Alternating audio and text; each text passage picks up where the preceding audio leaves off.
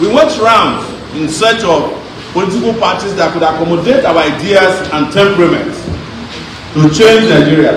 We couldn't find one. So we surreptitiously applied to have our political party registered. And it will shock you that when INEC came to verify our political party bona fides, they said there was no political party was registered at that time that was as prepared as the AAC. And thus, for the first time in my lifetime, the AAC started what is known as a grassroots mobilization across the country. For those of you who were around in 2018, 2019, when we ran, you will testify to the fact that AAC ourselves were the only political party that visited every state except Borno and Yobe. By land, we drove around this country. We also visited Nigerians across the world. We went as far as Australia.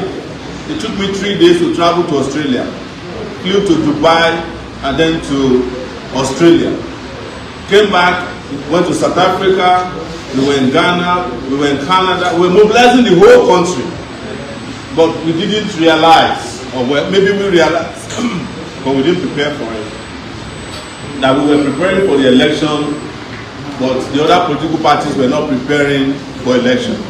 We were preparing for what we know as selection. And that was how the 2019 election ended in disappointment. But our political party, and this is to speak to those who are talking about protests, that our political party didn't stop there. By 2019, and you can go and check, AAC was the one political party that decided that we will have what is known as Revolution Now. And we organized protests around this country under the aegis of Revolution Now, across this country. That was what led to my arrest in 2019. But just as we have good news, there were parts of the news that wasn't too good.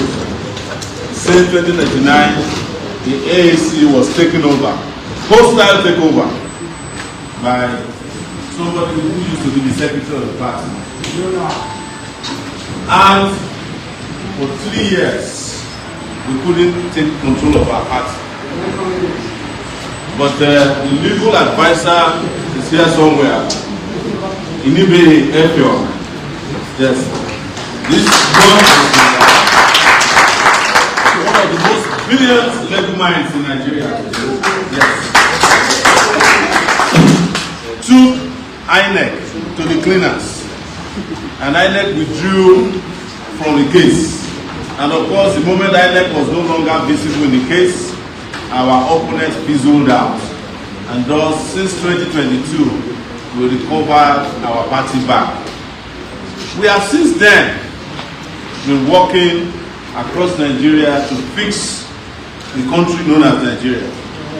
So, when you hear about NSAS, please don't let anybody deceive you. NSAS was started by AAC leaders and members across Nigeria. AAC leaders and TIB leaders were the ones who went first to the headquarters in Abuja. I led it. I led that protest while I was under restriction by High Court judge that I cannot protest. I led it. Juwon, who is in the house, Soyolu, wise man, Adekunle, who is in the house as well, held Lagos for us. But you know, as fighters, because we know there were too many fights to come, we weren't claiming glory. And that is why some people will lie to you that they are the ones who started NSAS and ended. In fact, when NSAS had been ended, or the government thought they ended, who were the ones who still went back to the airport to shut down the airport and did graffiti there? We went to the National Assembly, did graffiti there. And Sydney, somewhere in the house, I went with him to the airport and the other place, the National Assembly. But not to prolong the story, the country of Nigeria is now again in need of your help. I don't need to repeat the problems. You are all besieged by a state of anarchy. You are besieged by insecurity. You are besieged by hunger. You are afflicted by diseases. Your roads are bad. Your schools are not safe. Your hospitals can no longer treat any form of ailment that you are sure of, because all the doctors have left. But your leaders, they have the best. Anytime they are sick, they go to the best hospitals abroad. In fact, Nigerian leaders are no longer comfortable dying in Nigeria because they don't even trust your mortuaries to preserve their bodies anymore. So the last one who died had to die in the UK. That is the state of our nation. And we want to change that. And when we are saying we want to change Nigeria, we are not unapologetic about change. Are you getting me? We are not changing Nigeria by compromise. We are not changing Nigeria like some of our friends did in the last election, that we should just accept anybody into our party. When the elections are over, they are free to go back to where they came from. No. It is the reason why when a new political party emerged this year, we were hounded by people on the internet. Go and join them. Go and be part of them. I'm talking about the ADC, which is APC with the P up, with the leg of the P up. Because if you put APC, the leg of P is down. If you put ADC, the leg of the D is up. You still get the same people. We said we cannot join them because we don't have anything in common. And we have enough good people in this country who can be part of a political movement, and our party will lead our people to victory. And we will not stop until we win.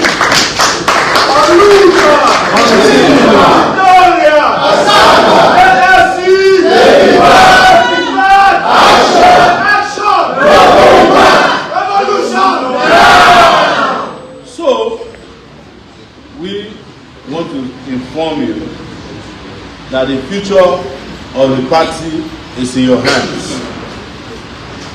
But the future of Nigeria is in the hands of the party. You see the work that you have to do? So as you are here today, let me let out a secret to you, that the Nigerian people are going to be putting a lot of pressure on you.